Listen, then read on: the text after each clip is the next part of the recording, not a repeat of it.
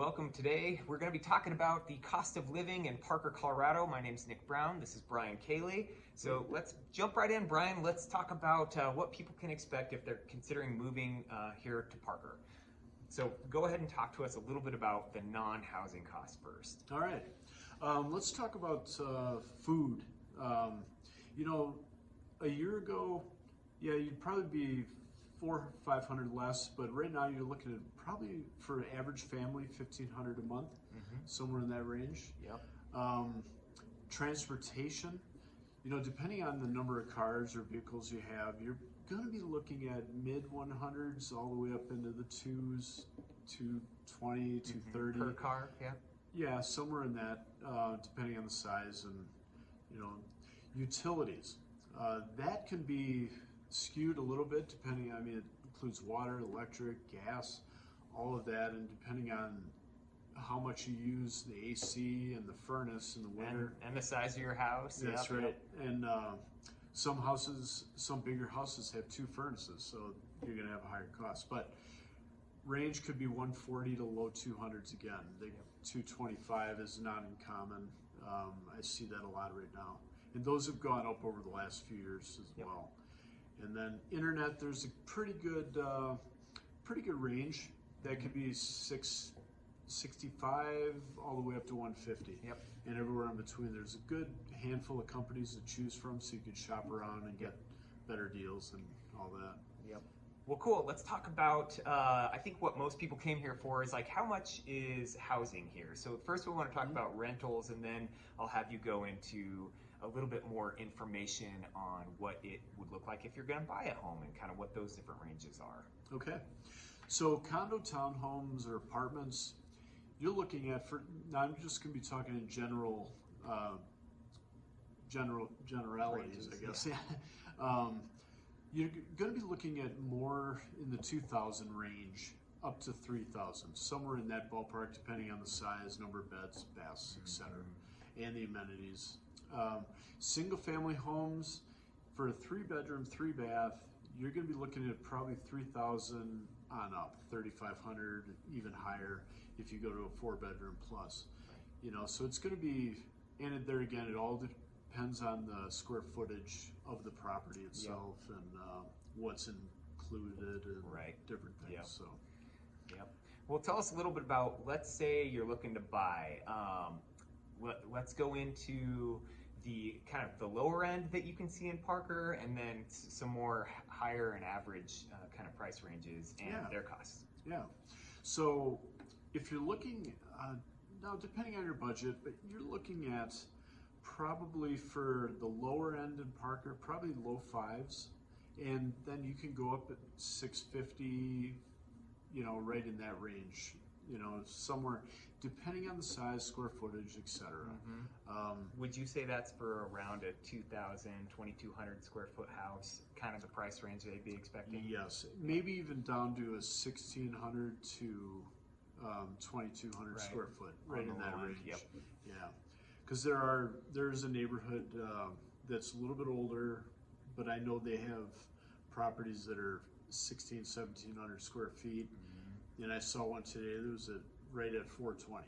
Yep. And so not a bad price. Yeah. It was low, lower than most areas in some neighborhoods, but Well, Parker definitely has a wide range of neighborhoods, and it's really nice because none of the neighborhoods are really bad per se. You just have, you can get more and more.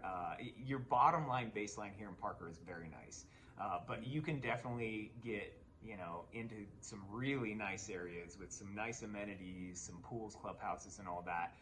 So let's talk about when you go up into the higher square footages, like the 3,000, 3,500, kind of those price ranges and what they can expect. So I'll back up a second, but like condos and townhomes, you could hit those in the 3s and the 4s and go up a little bit from there, just to give you a reference. But like in the 3,300, 3,500 square foot plus range, which is the little bit higher range, you're going to probably expect to pay $750 and go up into the 9s pretty easily, and everywhere in between. That'll put you in most neighborhoods around Parker. Now when you get to the above that, when you hit 4,000 plus square feet or 5,000 square feet, now you're talking 950 million plus in some exclusive neighborhoods and that kind of thing. I mean, Parker definitely has some like more bucolic areas that are, you know, you've got a big lot and a big house. So you really, I mean, the sky's kind of a limit on that. You could go, you know, a decent bit higher if you so wanted to, but I think we're trying to hit mostly on the averages here. Yeah. Well, cool. So with that, let's talk about the property taxes. I know that's definitely changed over, you know, the entire country has seen a big jump in that because of just how much between the last time that the assessor's offices have done their assessments, which is only every 2 years. So this last assessment, most of the country saw between a 35 and 40% increase in property taxes. What are kind of the ranges they can expect to pay on properties? Yeah, we definitely saw that here too, in a big time. So, and I looked at these numbers today. Like, for example, a house at 550, a 3-bedroom, 3-bath, or 3-bedroom, 2-bath house, you're looking at $2,395, so $2,400 annual taxes right there. Now, if you go up to 750, 760, now you're looking at probably $3,400 annual. And so that breaks down to, you know, for 550, $200 a month, and then 760, you're looking at 280, 83 a month to break that down. So not the end of the world. And I know if you're coming from other areas of the country, that's not going to shock most people. They're going to be, wow, that's not bad at all. Right. Right. Especially if you're coming from California or some places back east. It seems, you know, it's all kind of relative in that sense. But now, some of the new builds, and they have a handful of new build communities around Parker that you can expect to spend at least another $1,000 to $1,500 range in annual taxes, depending on the year of the house, who the builder was, and the development itself. Right. And just because it's newer, and they seem to be adding a few more amenities into that, and the way they kind of make you do that for different amenities and things you have, one way they have as an option is through that higher mill levy and property tax too. Right. But I think a lot of that is also, we're just seeing that 35% increase from the new assessment already being reflected in these new builds as well. Right. So they're hedging against I think different so, things. So definitely. How about for HOA costs? I know, like, we're not talking necessarily condos here, but like, what are like here in Parker, you find a lot of what are called planned unit developments, where it's homes. You can buy an actual single-family home, but you get a clubhouse and you get like more parks. you can and get stuff. like elaborate pools that are like resort amenities and that kind of thing. You know, HOAs are going to run anywhere from $45 a month all the way up to, you know, $85, depending on what those amenities are. And sometimes they'll charge you quarterly or monthly. Same. I've mostly seen that quarterly, but No, that's going to include a lot of times the trash, the all the parks, you know, them doing the grass and exterior, you know, different things that way. So, and the clubhouse. Yep. So if you don't have a clubhouse in the community, then the HOA is obviously quite a bit cheaper. Yeah, quite a bit less. Agreed. So. Yep. Well, cool. Well, thank you guys for sticking around.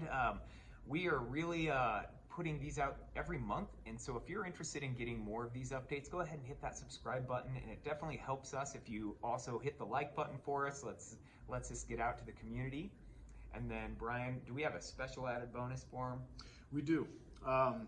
If you're looking to move here, transfer, moving to Colorado, we have a buyer packet that we put together that hits everything from the buy side on the real estate and the lending side for next year. And then, but it gives you a really good overall idea of what's going to happen if you haven't purchased a property before. And even if you have, it's really a good reference. And so we can if you just message us, send us, message, call, whatever, and give us your email, we'll download it for you and give you all the information. Yep, guys, thank you so much. And yeah, that buying guide is chock full of just really good information on the area, what you can expect in the buying process, pitfalls to avoid, and all the things we talk about with all our clients up front. I think most people, when I get done with that conversation, and I know the same's for you, is they're like, oh my God, I feel so relieved to have all this information. So that's what you'll be getting in that. So definitely message us or comment below. That's all we have for you guys today. Thank you so much. And don't forget to hit that like button. We'll see you on the next one. Thank you.